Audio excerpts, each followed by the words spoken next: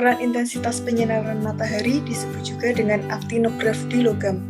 Alat ini merupakan alat yang digunakan untuk mengukur jumlah radiasi matahari total. Seperti yang terlihat pada gambar, huruf A menunjukkan logam putih, huruf B menunjukkan logam hitam, huruf C menunjukkan lembar kaca Pyrex, huruf D menunjukkan pena grafik, dan huruf E menunjukkan silinder kertas grafik. Prinsip kerja alat ini yaitu perbedaan muai logam hitam dan logam putih. Logam hitam bersifat menerima radiasi dan logam putih bersifat memantulkan radiasi yang jatuh di permukaan. Hal ini menyebabkan terjadinya perbedaan muai antara logam hitam dan logam putih yang menunjukkan besarnya intensitas radiasi matahari yang ditangkap oleh sensor. Satuan alat dari aktinograf di logam ini adalah cm², dan satuan ukur aktinograf di logam ini adalah kalori per cm² per hari. Selanjutnya, untuk waktu kalibrasi dari alat ini yaitu secara periodik setiap 6 bulan sekali. Ketelitian aktinograf di logam ini sekitar 10% hingga 15%. Untuk cara penggunaannya, dalam pengukuran intensitas penyinaran matahari dengan menggunakan alat ini, dengan cara mengukur luasan yang tercatat di dalam kertas grafik dengan bantuan planimeter, kemudian luasan yang tercatat dikonversi ke satuan intensitas radiasi dengan mengalihkan terhadap konstanta aktinograf.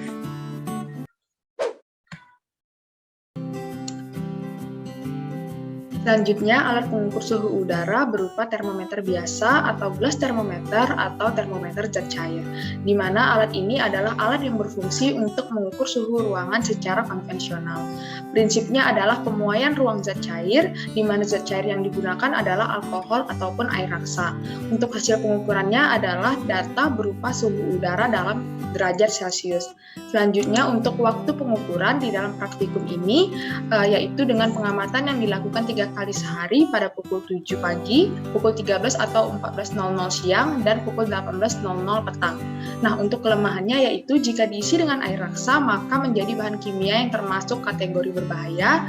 Jika diisi cairan air raksa, maka tidak bisa digunakan untuk mengukur suhu yang sangat rendah, yaitu kurang dari minus 40 derajat Celcius. Dan jika diisi alkohol, maka akan sulit terlihat karena alkohol tidak berwarna, sehingga perlu ditambahkan pewarna. Dan jika diisi alkohol, maka tidak bisa digunakan untuk mengukur suhu udara yang sangat tinggi, dan alkohol akan membasahi dinding kaca.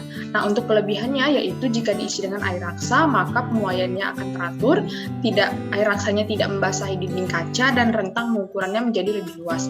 Dan jika diisi alkohol pun, maka akan mudah memuai, memiliki kalori jenis yang sangat kecil, dan rentang pengukuran yang juga cukup luas. Alat pengukur kelembapan isi udara, mikrometer angkat. Alat ini merupakan alat pengukur kelembapan relatif atau relatif humidity yang diletakkan dalam sangkar meteorologi dan dilengkapi dengan termometer bola basah dan termometer bola kering. Prinsip kerja dari alat ini berdasarkan prinsip termodinamika. Hasil pengukurannya berupa kelembapan relatif atau relatif humidity.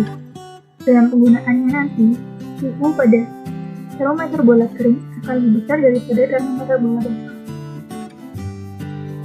Waktu pengukurannya dilakukan sebanyak 3 kali sehari, yaitu pada pukul 7, pukul 13 atau 14, dan pukul 6. Kelemahan dari alat ini adalah data yang diperoleh masih mentah, sehingga untuk mendapatkan kelembapannya itu harus dihitung terlebih dahulu. Penggunaannya terbatas dan rumit, serta penggunaannya juga kurang efisien dikarenakan kainnya harus diganti seminggu sekali dan harus dicuci terlebih dahulu sebelum dipasang. Kelebihan dari alat ini, kecepatan angin yang dihasilkan pada dasar void CDB atau termometer bola basah adalah 3 hingga 5 meter per second, dan alat sensornya aman dari sinar matahari hujan serta tipak angin dikarenakan adanya pelindung dari sangkar meteorologi tersebut. Alat pengukur suhu air atau yang biasanya disebut sebagai termometer maksimum minimum Fix-Bellamy. Termometer maksimum dan minimum adalah alat untuk mengukur suhu maksimum dan minimum dalam jangka waktu yang tertentu. Termometer ini dipasang dengan alat penunjuk skala yang terletak di atas permukaan air raksa. Prinsip kerja dari termometer ini yaitu bekerja bekerja dengan adanya katup pada leher tabung dekat bohlam. Saat suhu naik, air raksa didorong ke atas melalui katup oleh gaya pemuaian. Saat suhu turun, air raksa tetap tertahan pada katup dan tidak kembali ke bohlam, membuat air raksa tetap ada di dalam tabung. Sedangkan hasil pengukuran suhu maksimum harus lebih tinggi, sedangkan hasil pengukuran suhu minimum harus lebih rendah. Yang selanjutnya yaitu ada waktu pengukuran. Suhu maksimum pukul 19.00 WIB sekitar pukul 7 malam, sedangkan suhu minimum pukul 07.00 WIB sekitar pukul 7 pagi. Kelemahan dari termometer ini yaitu pemakai harus berhati-hati karena selesai dibaca suhunya, termometer harus dikibas dengan keras untuk mengembalikan fungsinya. Sedangkan kelebihan dari termometer ini yaitu dilengkapi magnet tetap untuk menarik keping baja turun melekat pada air raksa. Alat yang kedua yaitu alat pengukur suhu dan kelembapan nisbi udara, hygrometer. Hygrometer adalah alat untuk menentukan kelembapan atmosfer yang dapat menunjukkan kelembapan relatif, mutlak, atau keduanya. Prinsip kerja dari termometer ini yaitu menggunakan dua termometer, yaitu termometer bola kering dan termometer bola basah yang berdasarkan sifat kembang kerut benda. Sedangkan hasil pengukuran yaitu persentase kelembapan 0% kering hingga 100% mengembun.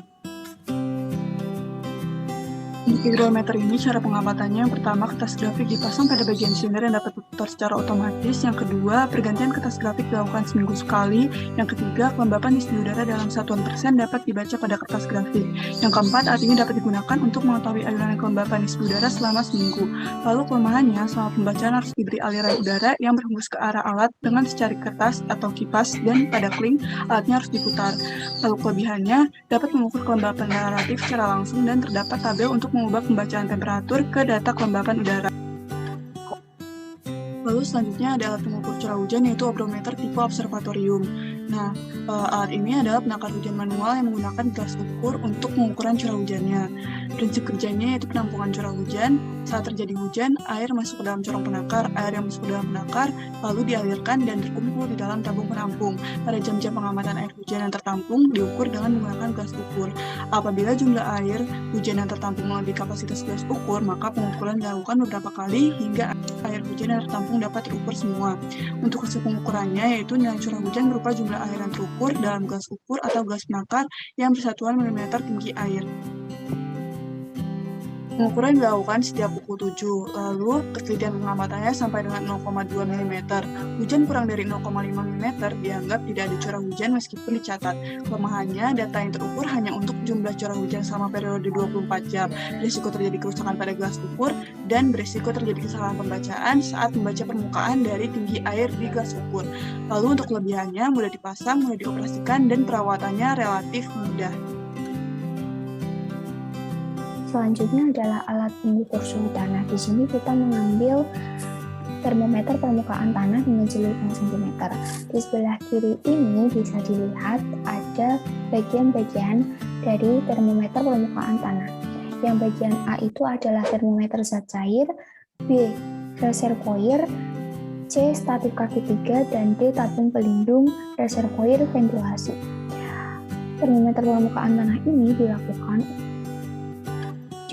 pada permukaan tanah dengan jelur 0 cm dan biasanya digunakan untuk mengukur suhu pada tanah. Dengan prinsip kerja muai zat cair dan hasil pengukurannya adalah derajat Celcius. Untuk waktu pengukurannya sendiri ini dapat dilakukan pada pukul 7:30 pagi, 1:30 siang, dan 5:30 sore. Namun, kelemahan dari alat ini adalah mudah rusak, dengan kelebihannya yaitu praktis dalam penggunaannya, mudah dibawa karena alat ini bersifat portable, dan pembacaan hasilnya yang mudah. Lalu ada tambahan, untuk kelemahannya itu dia hanya bisa untuk mengukur permukaan tanah saja.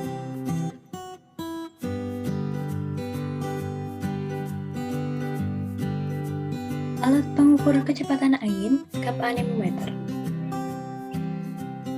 Kap anemometer adalah salah satu jenis alat ukur untuk kecepatan dan arah angin.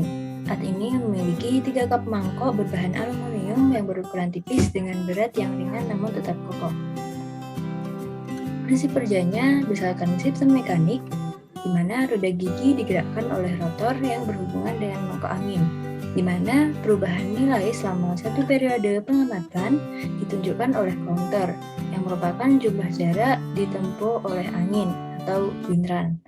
Masangan cup anemometer ditempatkan pada ketinggian 0,5 meter dan 2 meter. Waktu pembacaan alat ini dilakukan setiap pagi pada pukul 07.00. Hasil pengukurannya yaitu menggunakan perbandingan antara jarak tempuh dengan waktu melalui persamaan V sama dengan S per T dengan satuan kilometer per jam. Kelebihannya, alat ini dapat menerima angin dari arah manapun dan dipasang pada ketinggian bervariasi mulai dari 1 hingga 10 meter. Lalu dapat mengetahui kecepatan angin per harinya. Sedangkan kekurangannya, anemometer jenis ini hanya mampu mengukur rata-rata kecepatan angin selama satu periode pengamatan. Lalu komponennya berharga cukup mahal dan harus diimpor dari luar negeri, sehingga jika terjadi kerusakan tidak bisa diperbaiki secara langsung.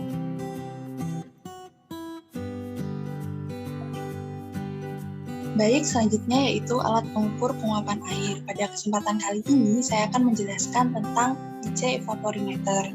Nah, PJ evaporimeter ini terdiri dari pipa gelas berskala yang diisi air, piringan kertas filter, dan penjepit logam atau klip. Untuk prinsip kerjanya yaitu pengukuran selisih tinggi permukaan air. Nah, dan untuk hasil pengukuran didapatkan data besarnya penguapan yang diperoleh dari dua variabel, yaitu volume dan luasan. Volume yang dimaksud yaitu volume air yang menguap dari tabung gelas, sedangkan luasannya yaitu luas mulut pipa gelas dan luas kertas filter. Untuk selanjutnya yaitu waktu pengukuran dilakukan 3 kali dalam sehari, yaitu pada pukul 7.30, 13.30, dan 17.30. Untuk kelemahannya yaitu ukuran sensornya terlalu kecil sehingga menyebabkan tidak representatif untuk mewakili permukaan airnya. Yang kedua yaitu permukaan sensornya mudah tertutup debu. Selain itu juga mudah ditumbuhi lumut dan jamur sehingga menyebabkan hilangnya sejumlah air yang diuapkan. Nah, untuk kelebihannya yang pertama yaitu memiliki konstruksi yang sederhana sehingga mudah digunakan. Yang kedua, ukuran alatnya kecil sehingga mudah dipasang atau ditempatkan di lapangan. Dan yang ketiga yaitu dapat diketahui besarnya penguapan dari penyusutan air dalam tabung pada waktu pengamatan berikutnya. Nah, sekarang saya akan menjelaskan tentang AWS atau Automatic Weather Station. AWS adalah seperangkat alat atau instrumen yang digunakan untuk mengamati kondisi atau perubahan cuaca, iklim, dan atmosfer di suatu wilayah dan merekamnya ke dalam bentuk data. Kemudian setelah direkam, data tersebut disimpan ke dalam data logger yang selanjutnya untuk dipelajari oleh pengguna atau peneliti. Untuk prinsip kerjanya sendiri yaitu dengan mendeteksi perubahan cahaya, angin, suhu, dan kelembapan di lingkungan bebas atau di luar ruangan. Cara kerjanya yaitu sensor akan mendeteksi perubahan tersebut dan merekamnya secara otomatis. Kemudian nanti akhirnya akan didapatkan data yang kemudian disalurkan ke data logger melalui kabel untuk diproses dengan mikroprosesor dan menyimpan data yang sudah diproses ke dalam bentuk file log. Saat ini, file log sudah dapat diubah menjadi teks atau grafik yang ditampilkan di web khusus untuk alat stasiun cuacanya.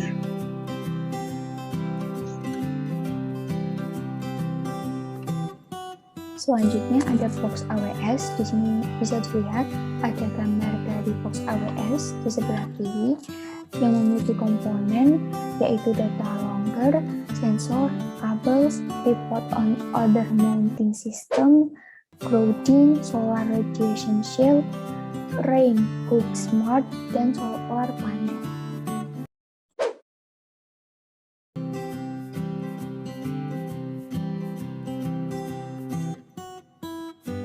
Sensor angin.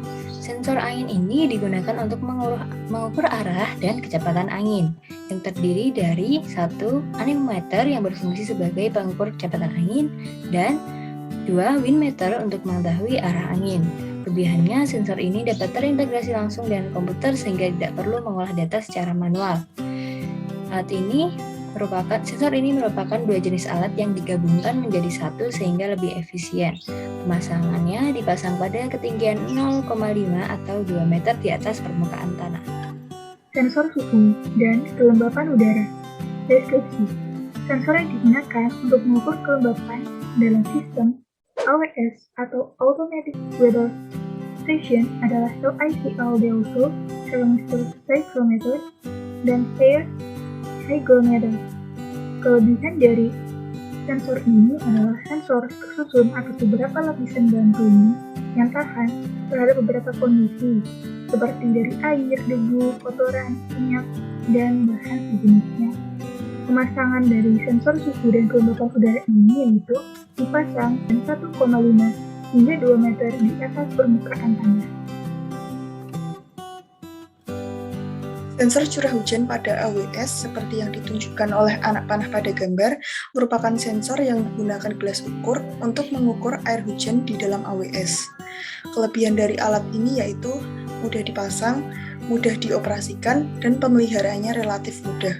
Untuk penggunaannya, air hujan yang turun akan masuk ke dalam corong penakar, kemudian dialirkan ke tabung penampung. Lalu, air hujan tersebut diukur menggunakan gelas ukur. Bagian AWS selanjutnya yaitu sensor suhu tanah, di mana sensor ini terintegrasi untuk pengukuran suhu tanah bahkan kelembaban tanah. Untuk kelebihannya yaitu presisinya sangat tinggi, cocok untuk tanah salin alkali dan responnya sangat cepat. Nah, untuk prinsipnya sendiri adalah kompensasi suhu, di mana kompensasi ini bertujuan untuk memastikan akurasi dari pengukuran tersebut. Nah, untuk cara pemasangannya yaitu bisa diletakkan di atas permukaan tanah maupun ditanam atau dimasukkan ke dalam profil tanah. Lazimnya dimasukkan atau ditanam ke dalam profil tanah.